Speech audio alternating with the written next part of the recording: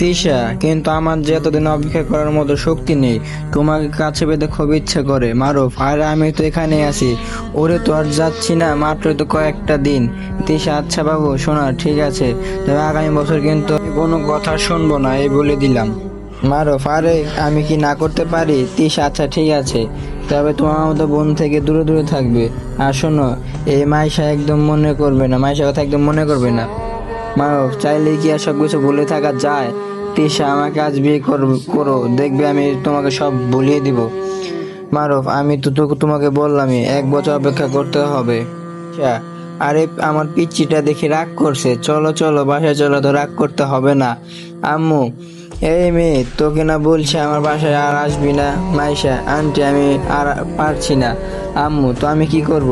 Maisha, aunty ওর সাথে একটু কথা বলে দিবেন প্লিজ। আম্মু, দেখো আমার ছেলেটা এখন ভালো আছে, আমি তো মা, আমি চাই না তোমার জন্য আমার ছেলেটা দুঃখ পাক।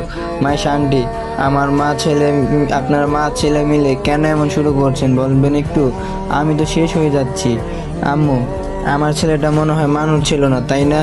তাই ওর সাথে এমন করলে?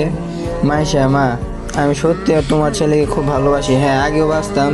প্লিজ মা, ওর নাম্বারটা দাও। মাইশার কাছে মা ডাক শুনে মনে হয় আম্মুর একটু নরম হলেন। আম্মু, নাম্বার দিতে পারবো না, তবে কথা বলে দিতে পারবো। মাইশা, সেটাই দাও। আম্মু কল কল দিয়ে দিল। হ্যালো আম্মু, কেমন আছো? আম্মু, হ্যাঁ বাবা আমি ভালো আছি, তুই কেমন আছিস? মারুফ, হ্যাঁ আম্মু বিন্দাস আছি। আম্মু, আচ্ছা তোর সাথে কেউ একজন কথা বলবে। মারুফ, কি কথা বলবে আম্মু? আম্মু, সেটা বুঝেই যাবি, এমনি কথা বল। আম্মু মাইশার কাছে ফোন দিল।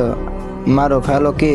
মাইশা কিছু বলছেন, ফের বয়স শুনে কেমন জানি চুপ হয়ে গেল। মারুফ, কি হলো, কিছু বলছেন না কেন? এবার কান্নার শব্দ। মারুফ, কি ব্যাপার, আপনি আবার কান্না করছেন কেন? কান্নার শব্দ বেড়ে যাচ্ছে। মারুফ, আর আজব কিছু বলেন না কেন? কথা যদি নাই বলেন তাহলে আমার আম্মুর কাছে ফোন দিন প্লিজ। মাইশা, হ্যালো।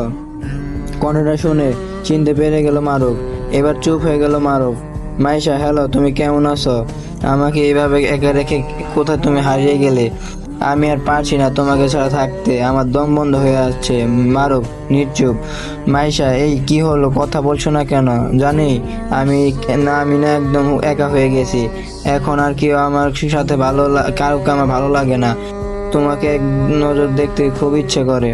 মারো ফোন কেটে দিয়ে পুকুর চলে গেল গোসল করতে। কেন জানি খুব রাগ হচ্ছিল, মাথা গরম হয়ে যাচ্ছিল তাই। আম্মু, কি হলো, কথা হয়েছে? তাহলে এমন করে বাচ্চাদের মতো কান্না করছো কেন? মাইশা, আম্মু তোমার ছেলে না আমার সাথে একটু কথা বলেনি, খুব রাগ করে আছে আমার ওপর। আম্মু, সেটাই তো